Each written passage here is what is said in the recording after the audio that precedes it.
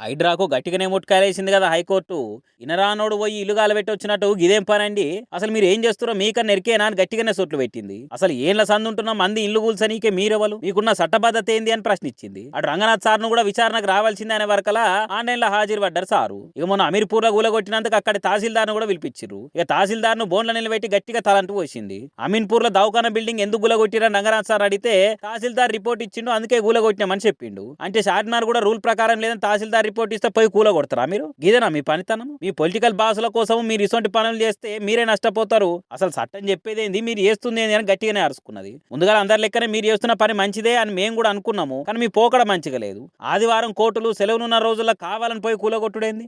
ఆదివారాలు కూలగొట్టొద్దని తెలియదా మీకు? మేమంటే ఖాతరు లేదా? కలెక్టర్ చెప్పిండని బిల్డింగ్ కూలగొట్టినామని అంటున్నారు. ఆదివారమే పోయి బిల్డింగ్ కూలగొట్టురని కలెక్టర్ చెప్పిండా? అమీన్పూర్ లో బిల్డింగ్ లో 48 గంటల ఖాళీ చేయాలని నోటీసులు ఇచ్చి 40 గంటలని ఎట్లా కూలగొడతారు అని లెఫ్ట్ అండ్ రైట్ అన్ని ఇచ్చి పడేసిండు జడ్జి సార్లు. ఇప్పటి సంది అట్లా చేయమని కోర్టుకు చెప్పొచ్చారు హైడ్రా వాళ్ళు. మరి చూడాలి ఏమవుతుందో.